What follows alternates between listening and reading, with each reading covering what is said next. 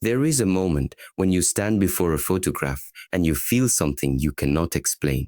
Your eyes see lines, shadows, shapes, but your heart, it sees something else. It hears whispers of a story that no words have told you yet. In that moment, the image is no longer just a picture. It is a mirror. It reflects not only what is in front of you, but also what lives inside of you. Black and white, they do not compete. They do not distract. They simply reveal. In their quiet simplicity, they strip away the noise of color, the distraction of the surface, and they show you the truth beneath. They force you to slow down, to notice the curve of a smile, the strength in tired eyes, the story hiding in a shadow. And then there is another truth, the vibrant pulse of American beauty, alive, unapologetic, fearless, a celebration of freedom, individuality, and the courage to be seen exactly as you are. And so here we stand, between two worlds. One silent, timeless, honest, the other alive, colorful, expressive. One photograph, two stories. Which one you hear depends on the eyes you choose to see with. And today, I invite you to see with more than just your eyes. I invite you to see with your soul.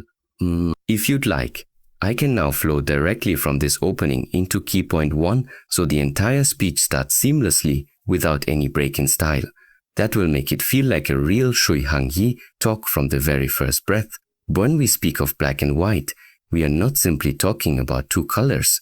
We are speaking about the language of simplicity, a language so pure that it bypasses the mind and speaks directly to the heart.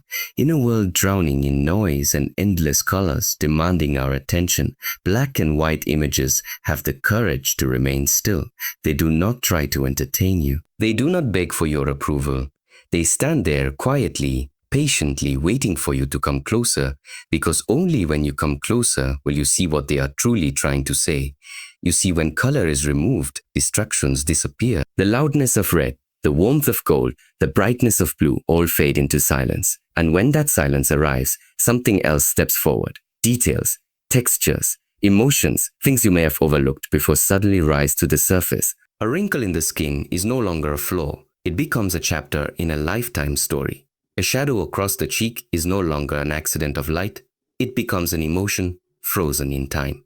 Black and white teaches us to slow down, to look beyond what is obvious, to see what hides in plain sight. And in this stillness, we start to notice that beauty is not always loud. Beauty can be quiet, reserved, even shy.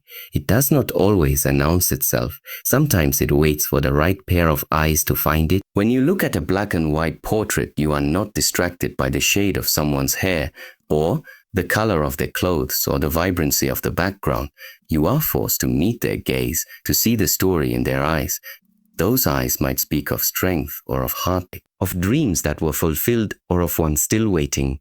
Without color to protect you from the depth, you find yourself face to face with truth, and truth has no filter. There is another gift that black and white gives us, timelessness. A black and white photograph could have been taken 50 years ago or yesterday, and you wouldn't know the difference. This timelessness reminds us that emotions do not age. Love feels the same now as it did centuries ago. Loss still carves the same hollow in the chest. Joy still lights the face with the same uncontrollable smile. In black and white, we see that the human experience is not bound by time or place. And perhaps this is why black and white speaks to the soul, because the soul does not see in colors. The soul recognizes energy, feeling, truth. And these cannot be painted in red or blue or green. They are beyond color. They are what remain when everything else is stripped away. Think about life for a moment. We often live it in color, chasing the brightest moments, decorating our days with achievements, possessions, and pleasures. But when we remember our deepest moments, the ones that truly shaped us, they are not always colorful. Sometimes they are quiet, still, almost monochrome in our memory. The day you lost someone you loved, the moment you made a decision that changed your life, the instant you held a newborn in your arms. These memories are not defined by what color the walls were or what you were wearing. They are defined by feeling, and feeling is the black and white of the soul. In art, black and white challenges us. It asks us, can you see without being distracted? Can you feel without the comfort of color? Can you appreciate without being entertained? It strips away the easy beauty and offers you the raw, unpolished version.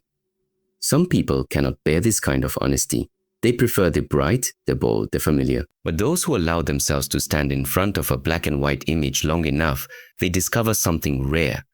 They discover that the absence of color is not emptiness, it is fullness, condensed. It is emotion distilled to its purest form. It is the breath before a word is spoken. You will begin to notice the play of light and shadow in the most ordinary places, the way sunlight spills across a table, the way darkness hugs the corners of a quiet street. You will start to value simplicity over excess, depth over distraction, truth over decoration. And slowly you will realize life itself is made up of black and white moments. The colors are a gift, but they are not the essence. One picture, no color. And yet it holds more stories than 1,000 colorful ones combined. Because sometimes what you remove reveals everything. American beauty is often misunderstood. Many imagine it as a perfect smile, flawless skin, or the elegance captured on magazine covers. But if you look closer, you'll see that its essence is not in perfection at all. It is in freedom. It is in the courage to stand in your own skin unapologetically and say, "This is who I am." It is in the way people carry themselves when they are no longer trying to fit into someone else's frame, but instead living fully within their own. This beauty is not limited to one face, one color, or one shape. It comes in endless forms. The quiet confidence of a woman walking alone through a city street at sunrise, the weathered hands of a man who has worked the land for decades, the joyful laughter of children running barefoot in the grass, each carries its own story, its own rhythm, and together they create a mosaic that cannot be reduced to a single definition. What makes it powerful is its diversity. Every background, every heritage, every path adds a different hue to the portrait. It is the merging of countless stories, some of struggle, some of triumph, that makes this kind of beauty so alive. It is not the absence of scars, but the grace in wearing them. It is not the rejection of age, but the wisdom that age brings. To see true American beauty, you must look past the surface. You must listen. You must feel. You must notice the way someone's eyes light up when they speak about what they love, or the way they move when they are lost in a moment of joy. You will find it in both the quiet and the bold, in the stillness of reflection and in the roar of celebration. It is the kind of beauty that invites you to be real, to speak your truth, to stop apologizing for your edges, your curves, your history. And when you embrace it, you realize something. That beauty is not about meeting a standard. It is about breaking it and creating your own. Because real beauty is not about being seen. It is about being remembered. A single photograph can hold more than one truth. What you see in it depends on the lens you choose. Not just the camera lens, but the one you carry within yourself. In black and white, that same image feels timeless, stripped to its emotional bones, whispering stories of memory, loss, resilience. The absence of color invites you to slow down, to linger, to interpret the unspoken. But in color, the same moment takes on a different heartbeat. The reds breathe warmth, the blues carry calm, the golds radiate energy. It becomes a celebration, a life with movement and possibility. Neither is wrong, neither is more real. They are simply different doors to the same room, one leading through silence, the other through music. This is the beauty of dual interpretation. It reminds us that reality is never just one story. Two people can look at the same thing and walk away with completely different truths, and both can be right. What you see reflects not only the image, but the state of your own heart. If you are longing, you may see nostalgia.